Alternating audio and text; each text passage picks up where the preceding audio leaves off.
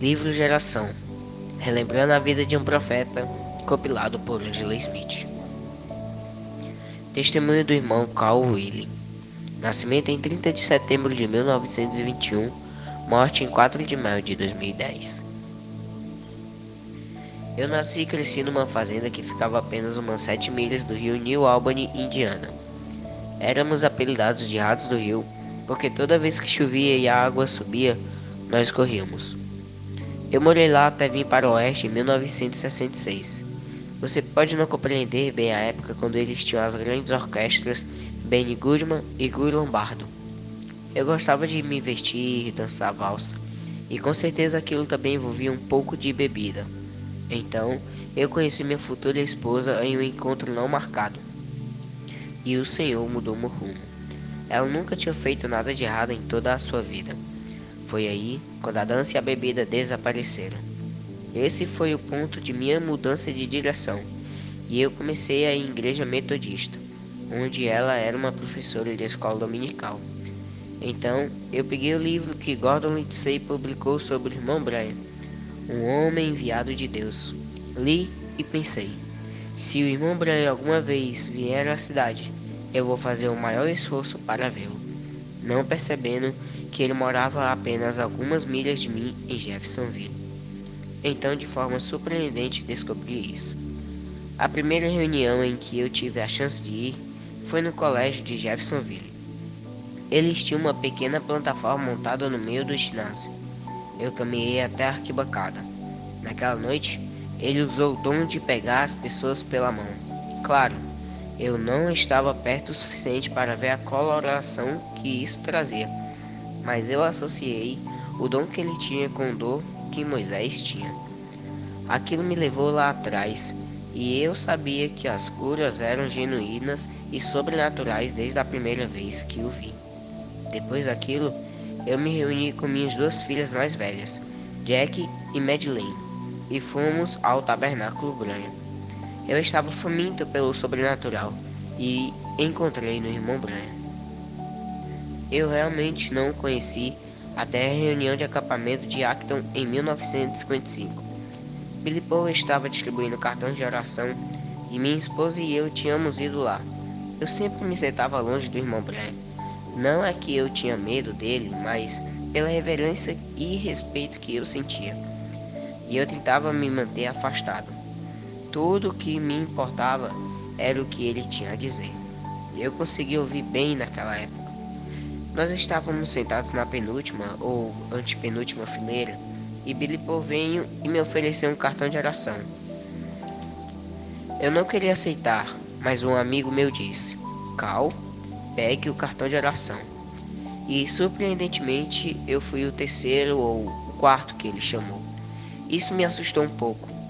Eu tinha ido a um especialista porque eu pensava que tinha um câncer intestinal. Eu entrei na fila de oração e quando o irmão Brian me chamou, ele disse exatamente o que o médico havia me dito. Acho que ele disse: Você vai ficar bem, ou algo assim. Eu não me recordo exatamente as palavras. Então ele disse: Você não veio aqui por isso. Você veio aqui pelo batismo do Espírito Santo. Ele orou por mim e aquilo foi uma experiência sobrenatural para mim, porque eu não tinha certeza que o tinha por todo aquele tempo. Eu acho que minha mente ficava meio confusa ali por algum tempo. Alguns anos mais tarde, o irmão Neville veio e me perguntou se eu consideraria a ideia de ser um diácono. Eu disse que não gostaria. Então Billy Paul veio e me disse: Papai quer ver você imediatamente. Eu fui até lá no seu quartinho, nós nos fundos da igreja. Ele perguntou: Qual é o problema, irmão Willie? Alguém disse alguma coisa? Respondi: Não, todo mundo tem sido bom. Ele perguntou: Qual é o problema? Eu disse: Bem, há pessoas mais qualificadas para ser um diácono do que eu. Ele indagou: Quem? Bem, eu mencionei alguns e ele afirmou que eles também não iriam querer ser um diácono. Eu expus: Bem, irmão Brian, eu não consigo sequer orar em público. Ele disse: Bem, diga-lhes para não te chamarem. O que aconteceu foi mais ou menos isso. Ele estava sentado na cadeira e ele quis orar por mim. Então me ajoelhei e ele orou por mim. Eu atuei como um diácono no tabernáculo por 5 ou 6 anos, até depois que o irmão Branham partiu. Caçar com ele no Colorado foi uma experiência maravilhosa. Ele dizia para todos nós caçadores inexperientes para qual direção ir, e eu fui e peguei meu cervo. No dia seguinte, os guardas florestais vieram ao acampamento e disseram que havia uma grande tempestade de neve a caminho. Eles disseram que nós deveríamos ir embora e que eles estavam alertando a todos os caçadores para irem embora enquanto podiam. O irmão Branha reuniu o nosso grupo e perguntou o que nós queríamos fazer. Nós dissemos que queríamos ficar e esperar aquilo passar. O irmão Branha disse: quando a primeira neve começar a cair, todos vocês voltem para o acampamento depressa, porque pode realmente cair muita neve e vocês podem ficar presos. Eu já tinha o meu cervo, mas eu subi para um lugar onde eu gostava de ir, a cerca de 3/4 do caminho até a montanha. Então começou a nevar, e eu desci, como ele havia dito para fazer. Enquanto eu estava indo para o acampamento, eu não percebi isso imediatamente, mas o sol tinha começado a sair. Tinha ficado um céu muito nublado, mas as nuvens simplesmente foram embora. Eu não sabia disso nesse momento, mas o profeta tinha falado as palavras: Sol, resplandeça, nuvens, voltem para onde vocês vieram. Aquilo foi um grande milagre que eu testemunhei, exatamente no momento em que aconteceu. Eu ficava sempre satisfeito se eu apenas pudesse ouvir o que ele tinha para dizer. Eu não sentia que fosse necessário colocar o meu braço no ombro dele ou qualquer coisa assim. Eu o admirava muito por isso, mesmo quando estava caçando.